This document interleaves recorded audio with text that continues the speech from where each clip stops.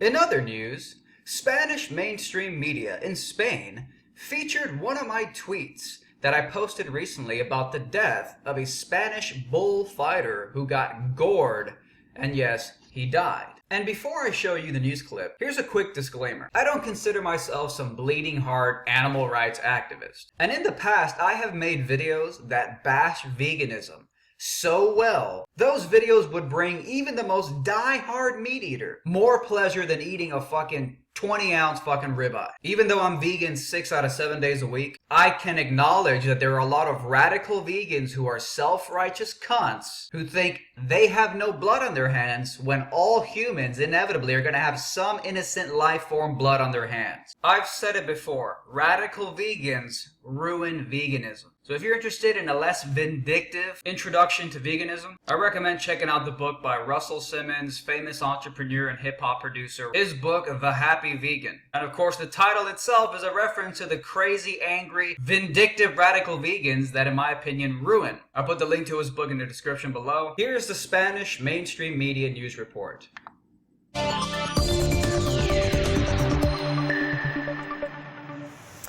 Estos son los tweets ofensivos que en las redes sociales se han publicado en las últimas.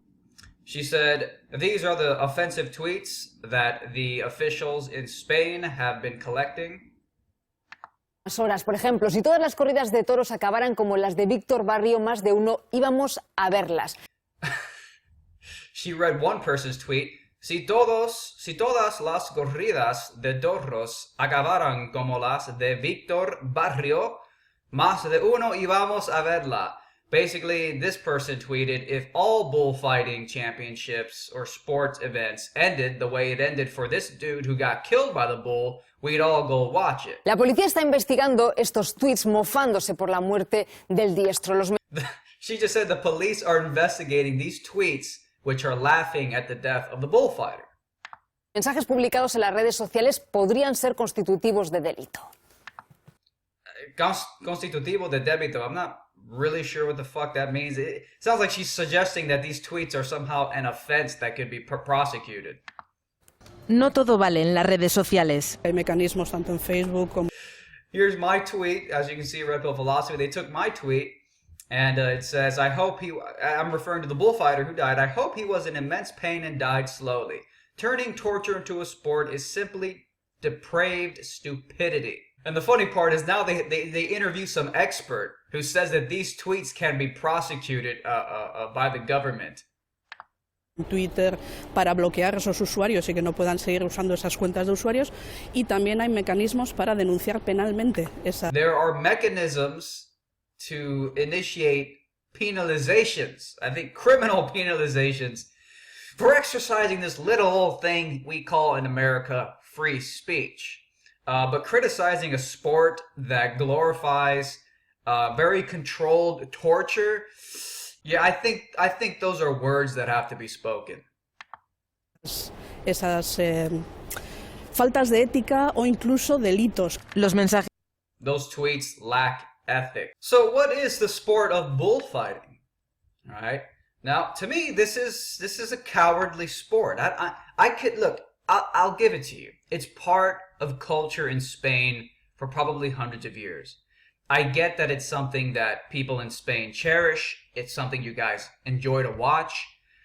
But let's be honest. All right? You're in a giant open pit with 5 or more people. And you have the bullfighter, the main bullfighter, he has friends who are helping him out. All right, the purpose of the game is to kill the bull. I mean, this is the more hardcore bullfighting spectacle. You have to kill the thing. So, you know, to me, it's just putting an animal into a controlled environment where you have the odds stacked in your favor so that you can run around in circles and make a bunch of stupid people in the audience happy and excited. You know, people might say, oh, but what about UFC, Chris? That's a violent sport and you support it. There's a difference, dumbass. The UFC is voluntary. Both fighters in the cage choose to be there. It's not like you fucking it's not like it's Conor McGregor versus Ronda Rousey, and they fucking dragged Ronda Rousey into the fucking octagon against her will, and fucking gave Conor McGregor spears and left fucking Ronda Rousey fucking disarmed. And then they said, go ahead, have fun. And the audience is all out there laughing and going crazy. No! This is totally different because the animal didn't fucking choose to be there. And in many cases, at the end of the fucking bullfight, they fucking put a sword through its fucking heart. I mean, let's just take a look. The close proximity places the bullfighter at some risk of being gored or trampled by the bull. But we all know that the whole system is set up so that odds are stacked in favor of the bullfighter. After the bull has been hooked multiple times by the shoulder by other matadors in the arena, that's right, this guy needs more than one person. The main bullfighter has help, and they're fucking throwing hooks into the fucking sharp hooks into the bull's shoulders. It's fucking bleeding out everywhere. The bullfight usually concludes with the killing of the bull by a single sword thrust, called the estocada. There are some times in which the life of the bull is forgiven due to his braveness. Wow. Once the animal has been cured by the vets, it returns to the farm to live for the eternity. Indulto. In Portugal, the finale consists of a tradition called the pega, where men, forcados, try to grab and hold the bull by its horns when it runs at them. The point is that this is an extremely controlled sport. The odds are stacked against the bull and in favor of the bullfighter. And the idea that this is some great grand sport, I'm sure it's interesting to watch because humans find gore and violence interesting. It's just not something you see every day. It's a part of our existence as biological beings.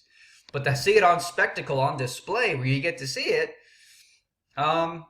people probably don't sympathize with the bull. But you're putting an animal into a crazy fucking environment against its will.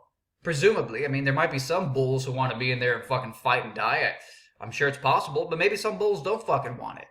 I mean, what living being wants to be in a circumstance where the odds are stacked against it and it's probably going to die at the end? Not many. So I can say, okay, fine, it's part of your culture, I get it. Okay, fine, it might be a beautiful thing to watch, I get it. But at the end of the day, you're playing fucking games with another living being and fucking torturing it for entertainment. So yes, I'm going to criticize that. And yes, I'm going to stand by my controversial tweet where I said I hope he was in immense pain. I hope he was in immense pain and died slowly. Turning torture into a sport is simply depraved stupidity.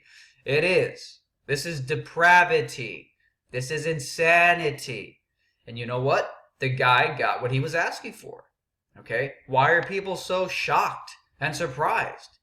You want to play a violent game where the odds are stacked in your favor? Where the thing that your opponent, the bull, is likely as fuck to not touch you, but in the chance that you get finally touched by the bull's horns, we're all supposed to go crazy and mourn. I mean, give me a break. You turn torture into a sport. You had the odds stacked in your favor. The whole thing is set up for your favor.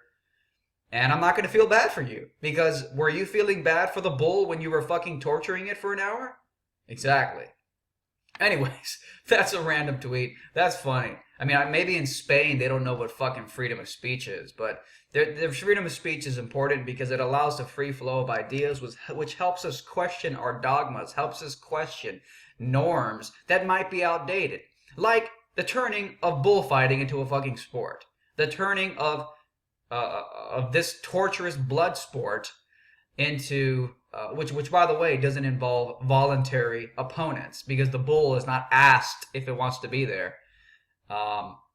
It's just a joke. So anyways, that's my fucking video. I thought that was disgusting. The microphone, they just took the whole place over. That will never happen with me. I don't know if I'll do the fighting myself or if other people will, but that was a disgrace.